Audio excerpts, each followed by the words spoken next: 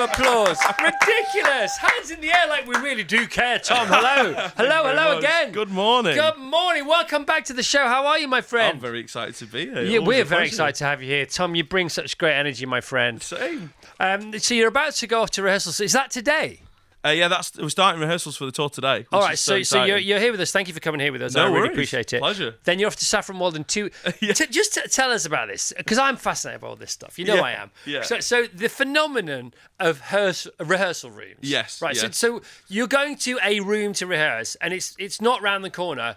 But it's important to get the right room. Definitely. And then I said, well, what's in it? He said, well, it's just a room. Yeah. I think, well, that's so interesting. Please just tell us more about that. Well, it's the world's most expensive room. Yeah. I don't know how much a hotel's going for these days, but it's not £800 a day. Yes.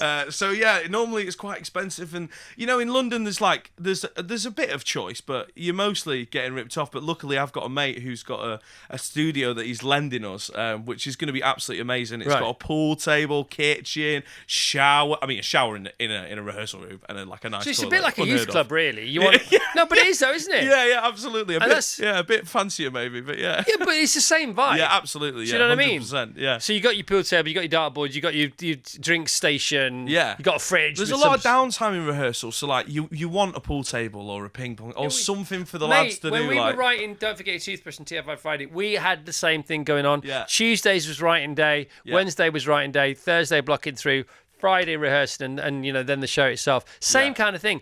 But you can't. We had a rule. Will and I had a rule. You can't start. You can't do the table footy. You can't do the pool. You can't cook yourself a fry up at the food and drink station until we've written at least a couple of pages. Yeah. That's the reward. Because you get the wrong energy going then, don't you? Yeah, 100%. Yeah, and it's just this is going to be a luxury for us because the places we've been to in the past have been slightly more budget, shall we say? So I'm very excited. Tom, you're such an unbelievable talent. It's ridiculous how great you are. I just want to talk to you about your hats, okay, for a sec.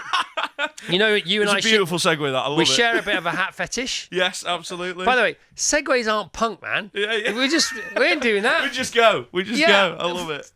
Shut up. Not known for my smooth, seamless segues. I don't want to be known for my smooth, seamless segues. No, but so I run in this kind of hat. I come to work in this kind of hat, then I change for this kind of hat. Yeah. And how would you because you know about hats? How would you describe that hat? I mean, it's a large beanie. Large beanie. Wonderful colour. I mean, what's that? Kind of a peach salmon vibe? Yeah, pink salmon. Brought to me for a Secret Santa by my brother-in-law Phil, and it's the only one I really wear now. Nice. And you wear a shorter beanie? I've got a shorter one, yeah. So I don't like them covering my ears because obviously, I'm a musician. I need to hear things when I'm singing. Yeah, so. and that is it's now become a sort of signature for you, hasn't it? Yeah, I mean, it was kind of an accident, to be honest. I just started rocking them one day, and then that kind of became like my whole thing that people knew me by, Right. So yeah, it's hilarious at festivals. If I wear a bucket hat, like no one knows who I am. It's like I go invisible. It's great. It's so cool, man. IamTomWalker.com if you want to go and see him. All right, okay, so go there. IamTomWalker.com. Right, back to the hat conversation. Yes. Right, how many of those hats do you have? About-ish. At least 100. Do you actually? Yeah. And are they on pegs? Are they in drawers? Are they on shelves? Are they scattered everywhere? They're in like a giant kind of Harry Potter style chest. Oh, nice. Yeah. Is there a hat trail leading to the chest? I mean, yes, absolutely. If you committed some kind of heinous crime, would people be able to find you via the hat trail? People would know by the hats, absolutely. They would know. And is there a signature brand that you go to? No, just whatever doesn't go over your ears, really. Right. I'm quite particular about the shape rather than the brand, if that makes sense. All right. Yeah. I said, are they all green when you came in? Because I just remember seeing you in I think green is... I might have worn green last time. Yeah, do you have a prevalent colour if we open that chest, that Harry Potter-esque chest? I like yellow. I've got quite a few yellow ones, like a bright yellow. Yeah. Right, okay. Yeah. That's nice. Yeah. Because I wear this sort of longer beanie, like you talk to me about for running, and when I'm running on trails at the weekend, the first couple of miles is not in the woods, and then I get in the woods, and then a lot of people go running and on a walk, and they take their challenges with them, and they go on the walk or the trail to figure things out. I don't. I leave all mine at home. I want to be free on my run. Yeah. And I think often, in a way, a sort of a counteractive way, I think I do sort them out by not thinking about them. It's the no makeup look, that kind of thing.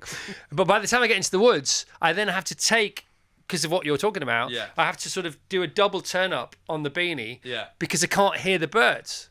And Yeah. it reminds me that to do that. And then once I do uncover my ears, I can see clearer. Yeah. And now either I'm imagining that or that's the thing. It definitely is a thing, isn't it? I'm sure it is. It's like, built-in sonar kind of vibes. Yeah, and is it because if you cover your ears, you become a bit more internalized. Yeah. And then if you uncover your ears, you become more connected to external, and therefore that's all your senses. Yeah, it's like driving with really loud music on it. You're definitely not as in tune as if you're... Or what about when you're driving and you just wind the windows down? It's a whole different thing, isn't it? Yeah. Also, what is that noise about when you wind the windows down, but there's a point where something happens, like you're in a Chinook or something. Oh yeah, it's when you open the back window. Quick, open the window. It's like all the world's sound is trapped in your car for a minute. It's like a pressure, isn't it? What is that about? Come on, you know about sound. What's that about? I have no idea. I think it's like pulling a small vacuum in the car, because if you open two windows, it doesn't do it. It's only if you open one. Yeah, and you only have to open one other window slightly. Yeah, and then it's you're fine. enough. Yeah. Jeez, what is going on? But we've never had this conversation. I thought we'd had all the conversations. Yeah. We've never had It's that the one. kids in the back. And they don't seem to mind either. Shut that window! What window? Can't you hear? No? What was number one on the day you were born, Tom Walker? It was Black and White by Michael Jackson. We checked and it wasn't. What? That's what Google told me. Yeah, well, Google go and do one. December the 17th? Yes, December 17th, 1991? that's it. Okay, Bohemian Rhapsody, These Are the Days of My Life by Queen. Amazing. Your birth date just got cooler. Yeah, that's amazing. These are the days. Tom Walker, good morning. Can't wait to see Tom in Manchester at the end of this month. I'd love to know where his favourite place to play is from Millie. Bit of a loaded question, Millie. A favourite place to play ever? I think probably for me, there's a place in Glasgow called King Tut's, which is one of the venues you play on the way up, and they've discovered a lot of amazing talent over the year. We had the Bare Naked Ladies on Wednesday. Yeah. They said their favourite gig ever is at King Tut's. Yeah, it's so good. And like, even when I sold 5 tickets and there was no one there, they still made me dinner and gave me a couple free beers. They're just is like so cool. a great venue who really look after their eyes. Louise says, please tell Tom that a village in South Warwickshire called Studley has a road called Tom's Town. He needs to come and gig here. Nice big patch of grass ready for him. Sounding great. I mean, that sounds pretty great. I like that. Paul says, happy Friday, Chris, Vass and the mighty crew. First time listening and WhatsApping to the show. Tom Walker is amazing. My 9-year-old and his mum are off to see him in Birmingham later this month. We're all in the van doing an early morning shop as we got back late from visiting relatives in Lincoln. Nice. Bit of additional information, bit of context there. I like it. Context is everything. Isabel says, absolutely adoring Tom's voice and his writing is so powerful. Please tell him how much his work is appreciated. I appreciate that. Yeah, Thank you know very much. that, don't you? But you can never hear that too much, can you? Because it's really important. It's always nice. Big Jim the Trucker, going to see Tom in Glasgow at the end of the month. Can't wait. What an awesome individual. Maria says, I need to get out of the car and go to aqua aerobics. Please stop this now. You're being too good. Tom Walker. Aqua aerobics, that's one. I need to try that. Yeah, That's you need next to on the pop list. up aerobics. But the acoustic. I mean, Head Underwater is the new single, so I think aqua aerobics we go come together. on! You know what I mean? It's funny though, isn't it? Because if you're on a spa break or you're staying at a hotel and then you're in the pool, usually around after breakfast about 9:30, and then usually a lady, about 30, 40 comes in, she's got sort of the gym gear on and she's got a mobile speaker in her hand, a portable speaker and a bag, and you think, oh, it's aerobics time and she's the teacher.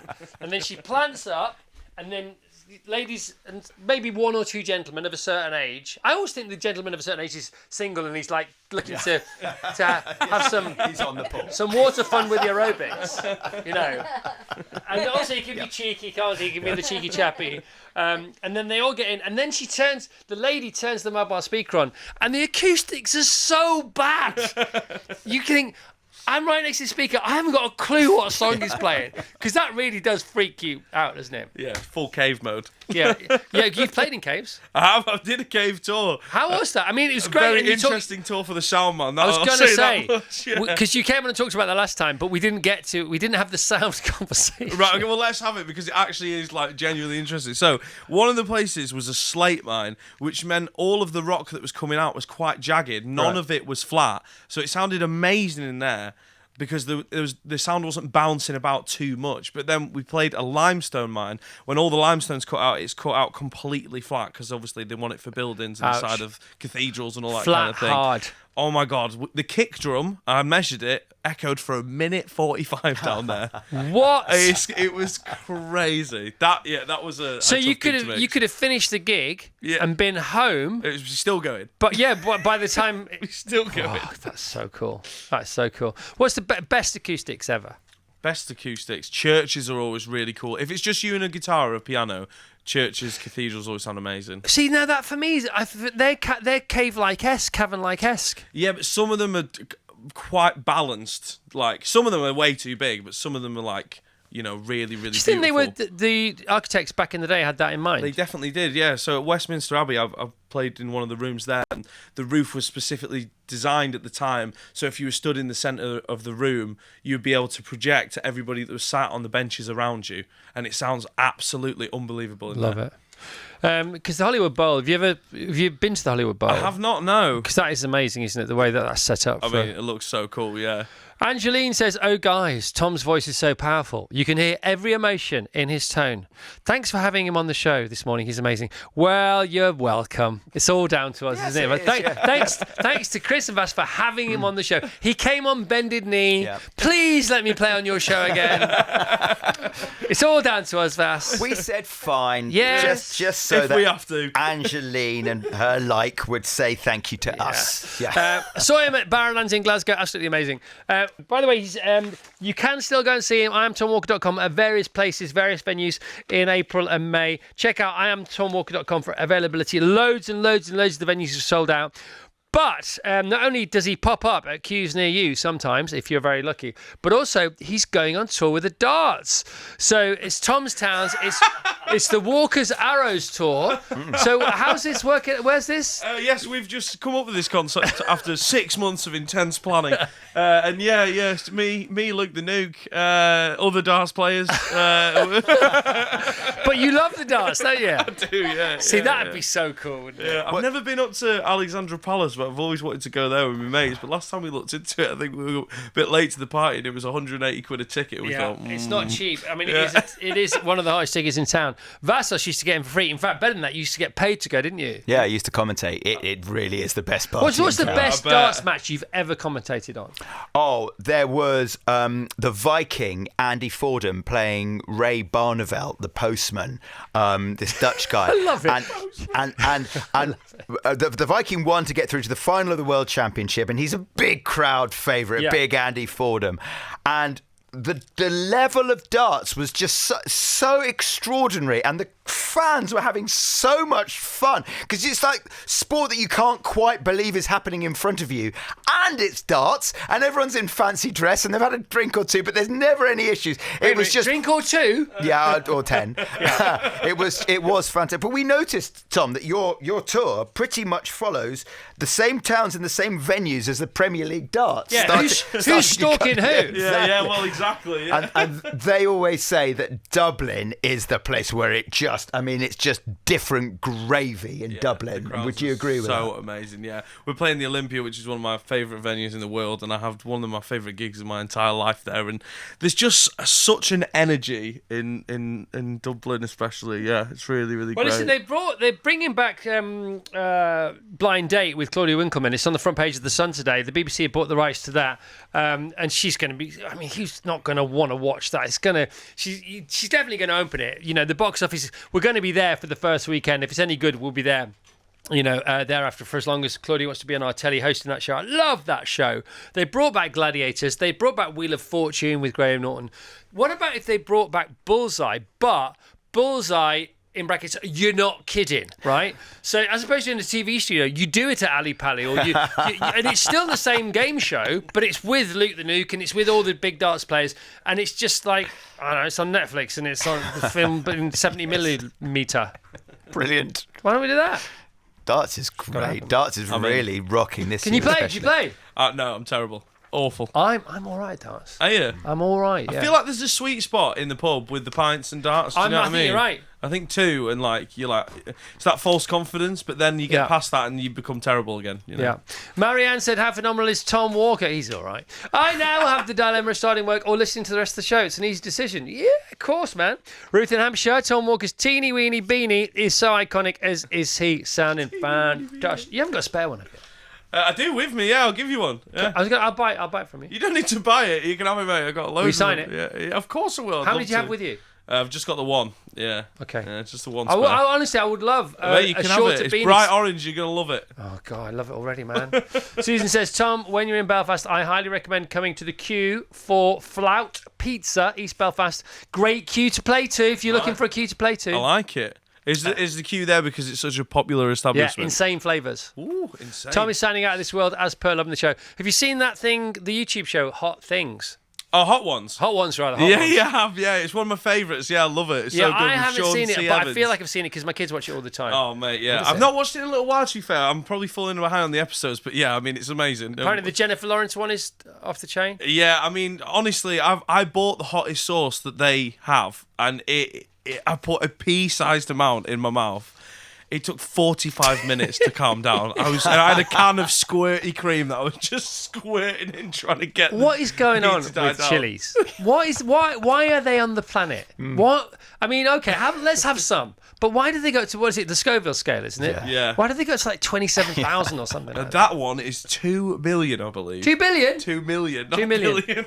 Wow. Nicholas says, listening in the car, my daughter is singing along at the top of her lungs. Tom is so inspirational, Tom. Oh, thank you so much. Do you feel inspirational? Do you get lots of that? I get a lot of very lovely, beautiful comments and stories from people over the years, which is because of what you sing about and because of how you sing it. I do you think think the lyrics, people always find their own stories in the lyrics, which is such a beautiful thing as a songwriter. That's so interesting, that, isn't it? I was listening to a magician yesterday, a really amazing top class magician. Yeah. And he was with somebody, he was being interviewed by somebody who had seen his act many, many times. Yeah. And he said, which is your favourite trick that I do? And so he said, it's back in so and so, and he described the trick, and he said, that's not the trick. He said, that's how you see it. And the whole thing about magicians is they put it out there, and they say that they can't do their magic unless you meet them in the middle, and you're the co-author of that particular moment of magic. Isn't that great? It's amazing. It's the same with songs. Yeah, so absolutely. similar. Yeah. And he talked about art, and because he's a painter as well, and he talks about the composition of a painting. Yeah. And he says it's the composition of a piece of magic, and you compose it together, and you're in the room together, and it's never the same. And he says the outcome usually is the same, but he said the way we get there is always different. Totally. It's the way when you sing it, the same when you're singing a song. Yeah, absolutely. Never sing it the same way twice, and you can try and recreate those moments in the studio, and sometimes they don't come. And then some days you write a song and it pours out of you in like 3 hours, and you've finished and recorded it all. And it's an interesting job. There doesn't seem to be like a special formula to me. Every day is quite different as a musician and writer, which is great. If you climb on board with the song as an artist, so obviously I've seen loads of people. I've probably seen more people live than you have. Because I've always been watching and you've been playing, haven't you? Yeah. And often if you're at a festival, you're on and then you're off and you're off somewhere else. And all that kind of I stuff. do try and stick around when I can, especially if there's someone I really love playing. Like Rag and Bowman, I watched at a festival a couple of years back. Have you ever sung with him? I've not. Oh, I have actually. Yeah, we did a thing on up at his studio, and it's on YouTube. We did a cover. I forget what it was. It was like 3 years ago, but it was awesome. Did you almost forget you'd sung with? Rag and I Bowman? did. That's Yeah. cool, My memory's so bad, honestly. No, it's not bad. It's so good. terrible. It's good. Because somebody who just bangs on about this one time they did this with this one, but like I do every morning on the show. Anyway, not the point. I do this because I can't do what you do. Laura says, But you do this so well. thanks very much. There's absolutely no words to describe Tom. He's out of this world. Can you ask him what's his favourite song to perform live? I've got a song called Not Giving In, which is one of my favourites because we turn the end into like this big drum and bass kind of montage. Oh, yeah, it's just I've seen you do riot. it. It's awesome. It is awesome. Yeah, and the love crowd it. go absolutely exactly. mad. It's such a moment in the set. I love And that it. has to be the last one because you can't follow it, can you? Yeah, well, we normally do like either we'll do it first or we do it towards the end. Right. Yeah, for sure. It's funny because I was thinking about Tracy Chapman when you were playing your last song there, Head Underwater. Yeah. And I was thinking, if Live Aid happened again, by the way, it's the 40th anniversary of Live Aid this year. Wow, no And I way. just think every 10 years they should have a Live Aid. Yeah, absolutely. To not as a remembrance of the original one, because that's dull as ditchwater, to be honest. And by the way, you'll never better that one anyway. Yeah. We did Live 8. I was hosted Live 8 at Hyde Park, which was sort of that. But I think every 10 years we should do it just to highlight what needs not so much addressing. Of course, everything bad needs addressing, but recognising and acknowledging that's going on in the world today, good as well as bad. Yeah. And I just think we should do that every 10 years. And that would be this summer. And I don't know why we don't do that, because everybody would go, whether it's in Philadelphia or New York or Madison Square Gardens or Los Angeles, or Wembley or Dusseldorf of course they would go. Of course they would have it. And I think it should be an international day of recognition. But I was thinking about Tracy Chapman. Yeah. In 1984, and if Live Aid happened this year, and I think you may well Tracy Chapman it, given the chance. I'll take the compliment. Thank you, sir. How great is that album, Tracy Chapman? So good. Tracy Chapman by Tracy Chapman. If you've never heard it, oh my God, what an album that is. Yeah, so good. Michael says, long time listener, first time WhatsApper, my win of the week. Win of the week? No, it's Tom Walker. Our win of the week is Tom Walker live right now. Tom, Head Underwater. Yes. You say that your new album that's on the way, I Am, is about you and the way you've been and things you've experienced mentally, physically, observationally in the last 4 years. Yeah. Head Underwater touches upon what? Well, it's kind of like when you're stuck down deep in the depth of the darkness, kind of mentally. And, sometimes it's hard to get through that. And I feel like when you're stuck in those periods of darkness, you can't see the light at the end of it at all. And that can be really disheartening and can stop you from getting up and trying to change how you're feeling. So that song's all about that for me because, I've had periods like that in my life where I've found it hard to get back to who I want to be. Yeah. I heard yesterday from a lady called Dr. Rhonda Patrick, who's this genius doctor in Southern California. She's proper nailed on, totally qualified, all the right letters after her name. Yeah. And I had some breaking smoothie news, which we haven't done today yet, but I'll just give it to you anyway. If you put a banana in your smoothie with your blueberries, and by the way, there's nothing on the planet you can eat better than blueberries for you.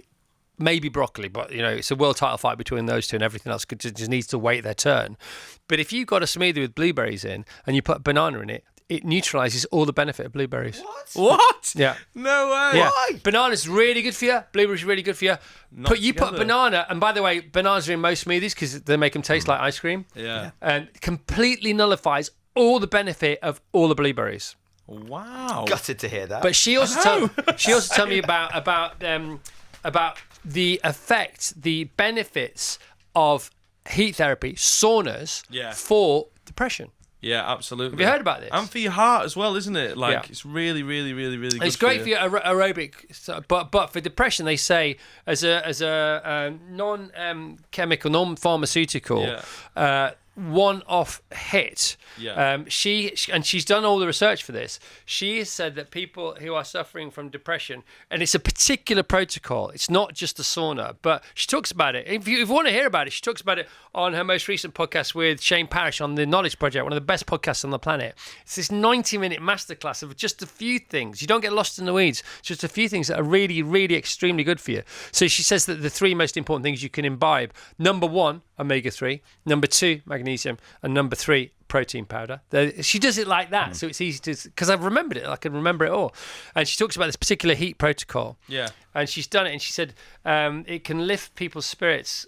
She talks about it more technically than this, for 6 weeks after a 1 minute 45 session. Wow. 1 45-minute session. That's... So I don't know if you, because I know you've experienced things and you talk about. Yeah, these. well, I actually did the opposite. I got into Wim Hof for a bit, you know, the breathing and the cold water. Similar. And that really did make a big difference. And doing it in nature as well is great. It's just so much fun, like getting in a cold body of water in like Wales or something. It really and it's getting out you. of your head into your body. Is that the thing? Yeah, I think it's just, and also just getting out into nature makes such a difference. Like, you know, it's hard. Everyone says that, go for a walk, go and be in nature and go and do all the... And sometimes when you are feeling a bit down, it's hard to get out of the house, isn't it? But those things do make such a massive difference. Like, they really do. Do you know what? She quotes you on that. She's literally, it's like you've been listening to her or she's been listening to you. She says that when some people are in the depths of depression, they can't get out into nature. Yeah. She actually says that. They can't imagine exercising, but maybe they could imagine just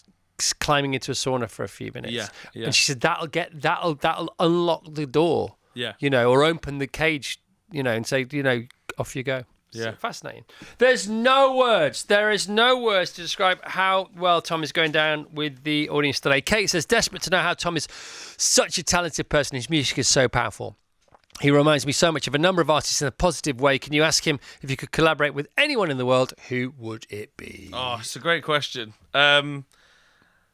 I think it would probably be... Do you know what? Rather than collaborate, I would just love to have a pint with Paolo Nutini, who I did the cover of this morning, Candy. Don't think he drinks anymore. What?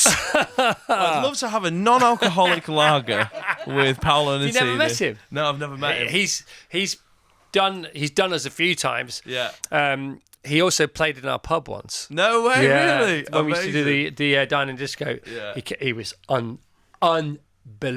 Just his voice is just... I think we had him on last year down the corridor, or the year before. Yeah. But also, is that he's a bit like Smoke or you know, Mist Above a Lake. Yeah. He's quite ethereal. Yeah. You know, for we were sure. talking about John Mayer before, weren't we? Yeah. He's quite similar. Yeah, 100%. Yeah. You know, he's more spirit than human being. Yeah. Do you know what I mean? 80% spirit. Yeah, exactly. Well, it used to be more, which is why he's calmed right down. Graham says, been listening to your show for years, and although you've had some amazing guests, Tom Walker is the best artist you've ever had on, in my opinion. Oh, wow. Well, I will take that. Thank you very much. Talking to take that. Talking to take that. You and Gary Barlow, right, and also Tom from McFly. Yeah. What are you doing to the rest of us? So, you know, for your wife, you write a song, you know, you just sung it for us now, and it's like, all we've got is, like, boxes of chocolates and Interflora, isn't it? That's all we've got to offer. You write a song, like an amazing song like that. Gary Barlow did the same, apparently. Tom wrote a song for his wife just for the wedding. Oh, Yeah. come on. I mean, shut up. Yeah. Stop. Did he have it as the first dance, or just for the wedding? I don't know, and I don't care. But what, I mean, come on, what's that? What does it feel like to be able to do that? I mean, it's probably an unfair advantage, I guess. But yeah, I mean, you know, when you've got a wife as lovely as mine, you Oh, you stop know, it That's now. worse. Stop That it makes now. us look even worse. Thank you, Tilly. Thank you very much indeed. Tom Walker Lee says, found Tom through a friend of a friend a few months ago, and I haven't been able to stop listening since. His voice is addictive. Now, you know, because you've been around a while, isn't it great to hear that people are still discovering Yeah, you? absolutely. Isn't that cool? Yeah, I always think that's one of the coolest things about festivals. You know, just discovering like new artists and new bands and new. It's such a great thing. So yeah, I'm so buzzing that people are still discovering my music and listening to Graham it. says, been listening to your show. Oh, sorry, I've done that one. Another one here. Can you say thank you to Tom Walker for that song? It was mine and my now wife's first dance at our wedding last weekend. It's a beautiful song, says Tom from Kettering. See, that's all we can do. We can just play your songs at our weddings. Well, Tom from Kettering, congratulations on the wedding. Tom, you have tickets for AC/DC. I do. I'm so buzzing. I can't wait.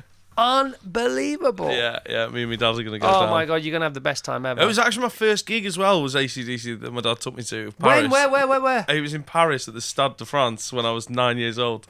Is your dad Scottish? Is that why you're born in Scotland? He is, yeah. Okay, yeah. wow. So you were Scottish for 3 years. Yeah, basically. I mean, I am Scottish. I was born in Scotland, but yeah, I had a Scottish accent for 3 years, I guess. Did you actually? Well, I still speak to my parents in a Scottish accent. You don't. I do. A full Scottish accent. That is so I know. funny. It's so funny. People, when I'm on the phone, like, because I'll be in the room with them speaking English, and then I'll pick up the phone, and then it'll be like this. I want to say broad Glaswegian, but it's not really broad anymore. It's some kind of strange accent mixed with Yorkshire, because my missus is from there. But yeah, I still speak in a Scottish-ish accent to my family. Wow. So cool. It's been great having you here today. Pleasure. It's always such a pleasure. Thanks for the beanie. No worries, mate. You're very welcome. I've not looked in the mirror in case it just looks stupid. You need to pull the front down a little bit more. Okay. Yeah. And then bring the top Oh, up. God, there's beanie etiquette, isn't there? Bring Is it like more like that? I don't know what I'm doing with the old beanie. Oh, maybe I shouldn't have the beanie. Right, and then there you go. Perfect. Now you're looking good. I've had it on for 20 minutes. You could have told me. What's radio, innit? No, it's not. We're on camera all the time. You know, radio's all No about one told telling me that. Oh, my God. If you want to go and see Tom, many of his dates for his current got me at it now, that's forthcoming UK tour, IamTomWalker.com. Go there for tickets. There's a few tickets left for a few dates. There's one date been added in in Glasgow, and one date been added in Manchester. Tom, thanks for being here today. Pleasure. Thanks for having me. All right. Come on, another round of applause. Virgin Radio.